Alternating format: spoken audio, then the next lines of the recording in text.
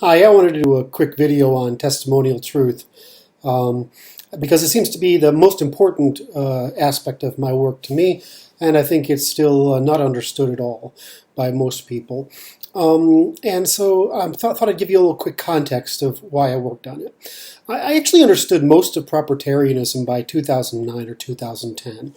And as happens to me when I'm working, is that I run into something I don't think I understand well enough, and I dig into it, and then there's just a lot more back there. And the problem I ran into at the time I was calling calculation or calculability, which what I wanted to say was that how do you construct, how do we put into a constitution, and how do we put into rule of law the requirement that there's no laundering and pooling? In other words, you can't just launder money from taxpayers to the government and then distribute it by discretion. And the second thing I wanted is, how do I construct law so that it's truthful? So if we say, I haven't thought about this, I guess I could state what I'm saying really analytically if I wanted to, but I just am sort of doing this off the top of my head. And so if I want to create strictly constructed law, so there's total transparency and no ability to engage in privatization or redirection, then how would I do that? How would I create a law that wasn't open to what the left has done to the Constitution from the 14th Amendment on? How do I create that? I mean, there's a reason why why Jefferson sort of stumbled on strict construction, and the Constitution is at least the first real attempt to state natural law as essentially a science of cooperation. And the reason they gave us things like free speech is because there's no way to test what's truthful back then. Well, we've learned a lot about speaking truthfully since then, primarily through the sciences. And so when I set to work, how do I solve this problem of rule of law? How do I make it so that what you say is scientific? Because remember, our law that we use today, it's empirical largely. It's actually not a very theoretical discipline. There might be theory behind it, but it's evolved pretty empirically. And so, how do I take it from that position where it's evidence-based, but the meaning of rule of law underneath it is actually it's not a law yet, as in the sense of physical law or axiomatic declaration. And I wanted to solve that problem. So I'm going to switch over now and go through a little bit of what I was working on. Now, there's the first part is you have to how do I say the purpose of testimonial truth was to state how to construct contract, legislation, and law, and how to promote, in other words, talk about the potential contracts, legislation, and law, such that it's almost impossible to engage in error, my favorite sequence, error, bias, wishful thinking, suggestion, obscurantism, pseudoscience, propaganda, and deceit. I mean, how do you construct that? Because, if you look at the way we talk about law, as the way law is promoted, and somewhat as the way law is constructed, especially in highly politicized matters, it is not done. And the most obvious case is that scope isn't defined, and the second is that not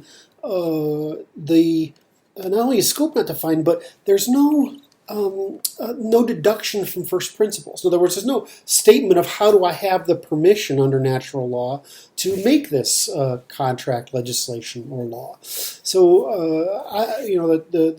the first part is how do I state the scope, which means, given that we have seen this, we wish to do this, and we're going to do it by these steps, which are all negative.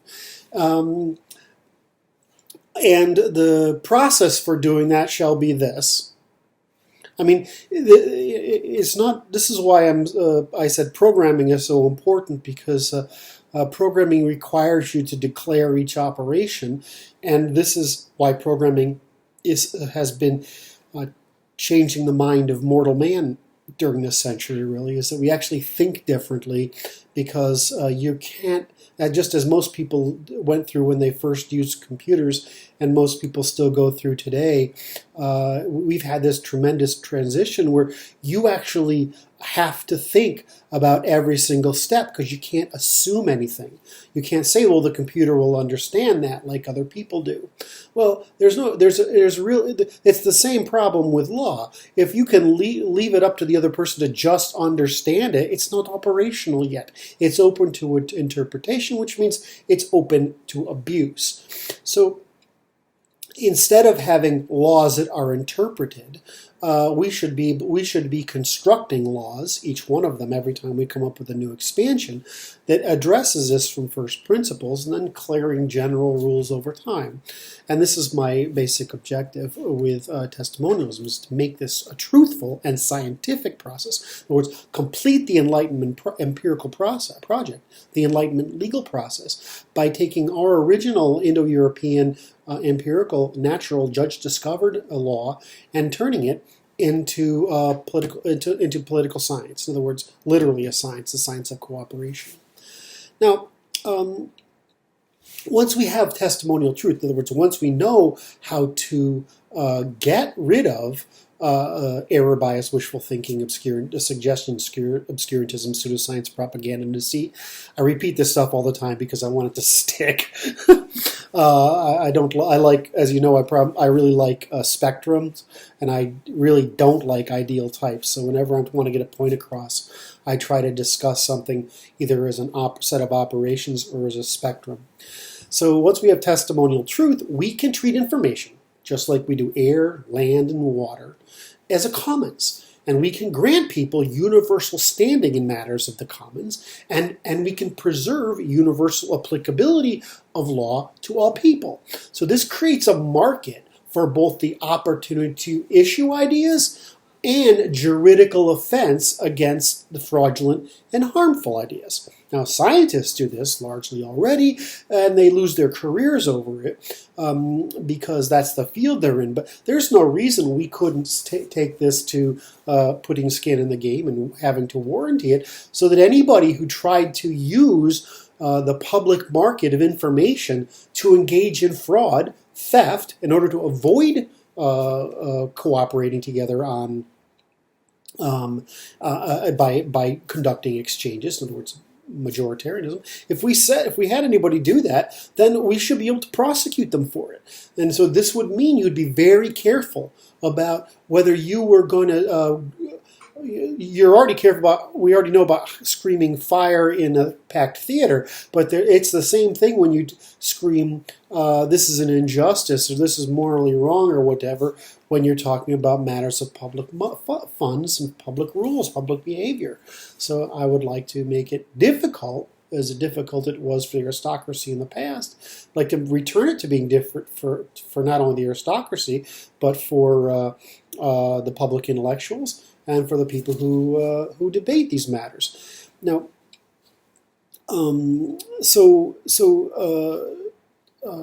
in the past, like I said, we couldn't limit speech to truthful speech without legally testable criteria. And so that's what I try to put together. As I put together testimonialism, which provides lawyers, prosecutors, judges, juries with criteria that can be stated in law and adjudicated like many other laws. We already do a lot of this stuff. We didn't have a couple of the properties, and they weren't put in a nice order, and they weren't organized by this. But just as, in the ancient world, reason evolved out of law, and in the modern world, empiricism emerged out of law, I'm trying to bring testimonialism, it's complete scientific truth, out of the combination of law, science, and programming. Programming isn't that important. I'll have some people object to that being nerdy, but programming literally is an advancement in how humans think. And so we have to think about programming as an evolution over statistical analysis just as we think of statistical analysis over measurement and calculus. The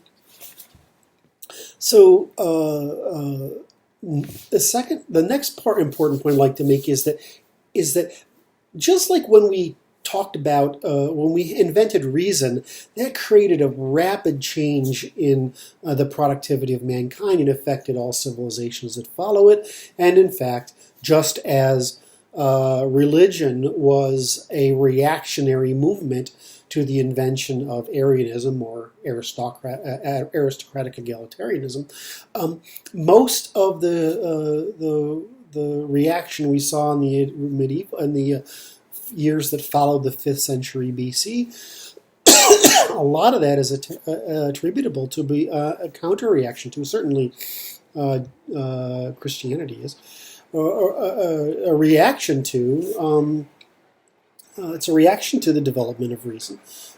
Just like, sorry, I'm going to turn this off.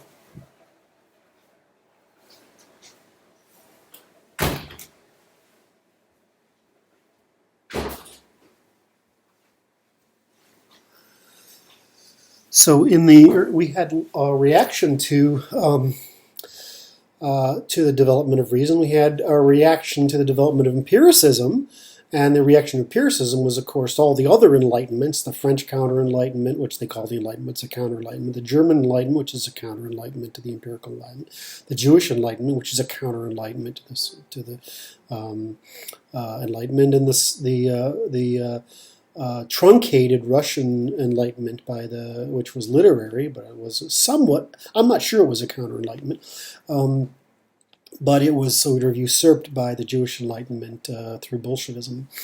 So we had all these reactionary things, that doesn't mean that reason and empiricism weren't profoundly revolutionary for mankind, despite the fact that most of mankind resisted each generational improvement in Arianism, or rather aristocratic egalitarianism.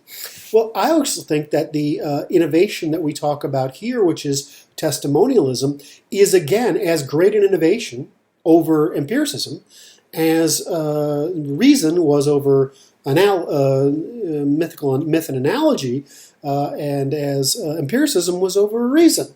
And I think that what we would see in the normative adoption of testimonialism, in other words, if we institutionalized through rule of law the requirement for truthful speech, we could produce gains in human thought and human progress equal to, if not greater than, those that we obtained during the eras of reason and the eras of empiricism. So I would expect, just as I'm saying that there was a reaction to Arianism, aristocratic egalitarianism, a reaction to reason, and a counter-reaction to empiricism, I'm sure it would produce a counter-reaction to testimonialism. I'm not sure what that would be. Can't see that far in the future. I'm just happy I figured out this part.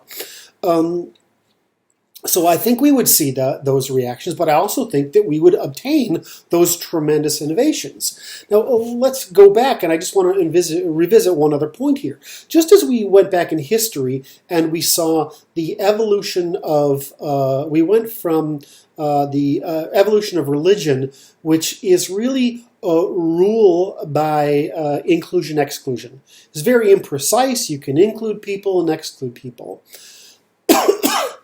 We went to rule of law. Now there were rule of law for different classes, but what happened is that we used, just as we used religion to homogenize ambitions and morals and norms across tribes that had previously had different local phenomenon, we created law to harmonize a more specific and more property-oriented, not just membership-oriented, but law as property-oriented regulation of each other. More precise than inclusion and exclusion, we moved up to property. And then finally, we moved up to credit. So what we've seen during, especially over the past, the past 1,000 years, we've seen the use, maybe 2,000, I'm not sure, but certainly in the past 1,000, we've seen the emergence of credit being the next means of government. In other words, you are regulated by your ability to consume. So we had inclusion, exclusion under religion. We had a law for the regulation of property and communication and trade, and we've got now credit for the regulation of individual behavior. And what happened was great was in the 20th century, we developed this technology called computers. Now, previously we had accounting and we had really long production cycles. So you might borrow money over the course of a year and then pay it back after the harvest was paid for, etc. Kind of risky, but that's how the world worked. Now we've got this thing where we got to pay every month and whatever, and we're trying to make paychecks every 2 weeks, and we don't have any savings, and everybody's pushing us to spend and driving up using taxes and property increases in order to force us to keep working harder and faster. And so we've got the evolution of credit, except once we had computers, we're even better off than under accounting. I'm being facetious that we're better off. We have the ability to regulate individuals by their access to consumption. So we went from inclusion and exclusion under religion. We went from property punishment and restitution under rule of law, and then under rule of credit, we've gone to prohibition from an entrance into credit. Now, what we've been doing in each of these phases is sort of domesticating mankind. My problem with the rule by credit, and this is actually the world's problem of rule by credit, is that if these credit markets are very local, they have to do with your local church or your local what do you call the local banks there that lend money? Credit unions or your local polity. These things can in fact work in the local interest. What happened, though, is that, and then you can preserve the moral content of it because the credit access can be regulated to whether it's conducting locally or beneficial results or not. So under religion, we could say that the creation of homogeneity underneath people assisted in cooperation. Certainly, it was meant to separate people, to say this, we're going to do this. And then under law, we created the ability to have commerce, but under credit, and especially under fiat government credit, in the absence of natural law that applied somewhat to religion, but certainly to commercial law, is that we've gotten to this position where while the past was tended to be eugenic, credit management tends to be, and eugenic and capital building. What seems to be happening under the credit government is that it's capital is being accumulated capital is being destroyed. Genetic, normative, institutional, cultural, familial. All this capital is being destroyed for current consumption. We're converting that to dysgenic reproduction, or those underclass reproduction, and in doing so, we're reversing all the gains that made possible the high trust society under religion law and hard money credit management. So this is what concerns, I think, me and everyone else, because you can't have a really bottom-heavy polity and form a high-trust society. You can use a rapid increase in the technological difference between yourself and competitors to or the availability of credit, which was China and the West have done, or what USA did is we had credit second, but we first had a great capital asset, which was land, and so we created all the wealth in America by selling off a conquered, stolen continent. We turned that into use of fiat money to accelerate it, and still the American economy, is largely the housing business. America is wealthy because we have enough rule of law and enough constant property accumulation that we can continue to profit from the sale of the continent to immigrants. The problem is you're getting a declining return on immigrants who are incorporating into the market for families, in other words, the market for reproduction, in other words, the family and its individual accountability, the market for consumption, which is your account. In order to consume, you have to be productive, and the market for commons, which means in order to talk about commons, you have to be contributing to them, and the market for defense, which means that if you want to live in this world, this high trust environment, you've got to pay for it by risking your backside to maintain the market for reproduction, the market for goods and services, the market for commons, and the market for defense. You have to do that, and so what's happening is we're destroying all that, and the reason we're doing that is one of the reasons I brought up testimonialism, which has the requirement that we practice full accounting. In other words, you can't just say consumption is good without saying, well, what are we not investing? What's being consumed by the process of consumption? So, because of this, our evolution from Arianism to religion to Arianism being the heroic aristocratic egalitarianism, where we profit from the domestication of human beings. That's what we did. That's what it means to be a white person.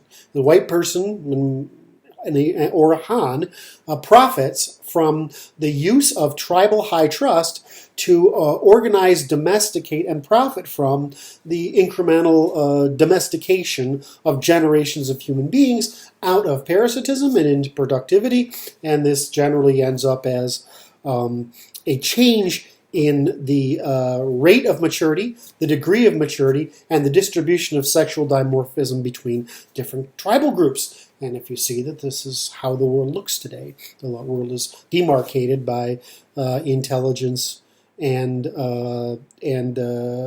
sexual maturity, and whereas you have higher intelligence and lower sexual maturity, or more prolonged sexual maturity, leading to more productive people with higher trust and lower impulsivity. And you have those people who have not manufactured better people, because we shouldn't say that. It's not that whites and East Asians have manufactured better people. It's that we've gotten rid of the people who are not better. And we've done that through a process of domestication, just like we domesticated, very small apples, olives, why we get a stalk of corn instead of a piece of grain. And just as we've domesticated animals, of which dogs are our favorite, they're probably the one most closest analogy to humans, which is why they're our partners. They're so close to us in behavior, and for exactly the same reasons, largely the prolongation of youth and the reduction of sexual maturity that produces all the aggression and dominance, rather than the tendency to collaborate and communicate that we practice while we're in middle age, or our middle youth, our teenage years. This is the libertarian thing. This is why libertarians are like that. I always think of it as the conservatives are dominant and they're fully matured, and I always at the father figure, and I always think of libertarians as your brothers. You're sort of trying to get there, and then you have the female side, which is just saying, "Oh, look, I just need calories because I got to make children and take care of them. I don't care what you guys do or who's in charge. As long as I get my stuff." What we've done now is we've gone through these changes, and the first great change, of course, was the reaction of religion.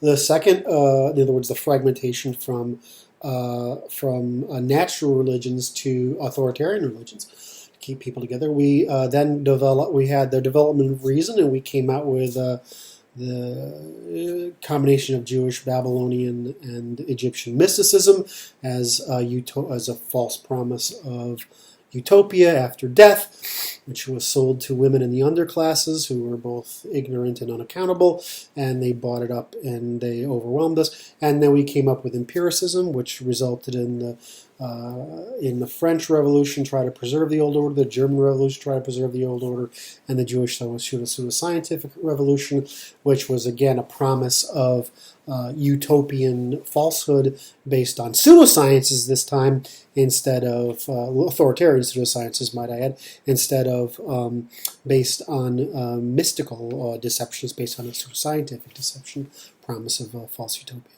And we're just recovering from that because, truthfully, science is slowly rescuing us from the great lies of the 19th and 20th century.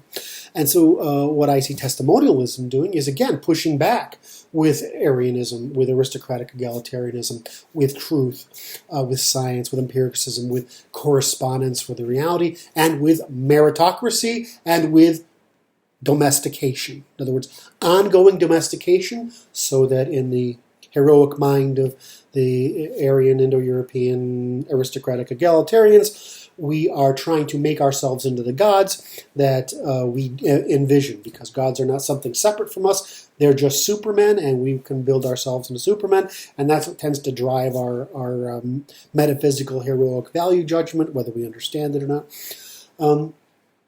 And so Jewish pseudoscience is a reaction against that. It was a reaction against meritocracy.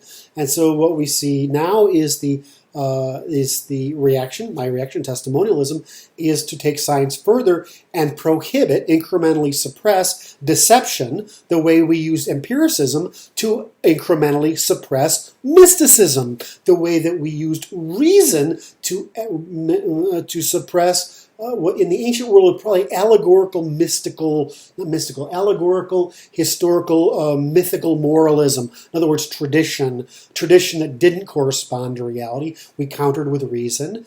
Mysticism responded with the great lie of mysticism. We responded after 1,000 years, 2,000 years, with a dark age in the middle there. We responded by 1200 with Bacon's conversion of law to empiricism, thus eventually accumulating in the conquest of mysticism, probably reaching its perihelion with Darwin and Maxwell. And then we had the counter-revolution of the Marxist socialist pseudoscientific utopianism. We got Freudian pseudoscientific authoritarian psychologism. We got Boasian pseudoscientific anthropological history, and we got Kantorian restoration. This is really frustrating to me as a philosopher. Kantorian restoration of mathematical Platonism. Since despite the fact that we tried to get all this, these are all reactions to at the time Nietzsche versus Freud,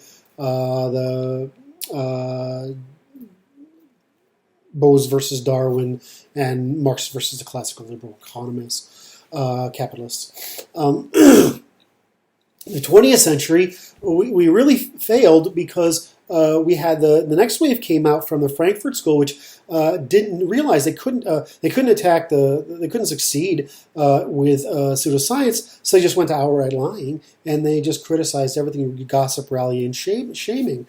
And we were unable to resist this except through the use of law and empiricism.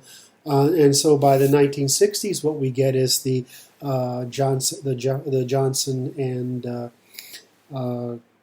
Kennedy, the Catholic program Catholic Jewish program to immigrate underclasses in order to help achieve the pseudoscientific utopian fallacy of the socialist Marxism. So, so we're here today, and I'm just lucky. I can look back at and say, well, I would have never figured this out. The big difference is that purely for economic reasons, I studied programming just so I could make money, just so I could probably investigate artificial intelligence. And once I'd gotten enough of that matched with my understanding of art history and economics and and politics and human nature. And I was able to put together very slowly, once I started studying the truth, the principle, the very different dimensional tests of testimonialism. So I hope I've given you a really good story there. I think there's really good meat in there for those of you who follow me closely.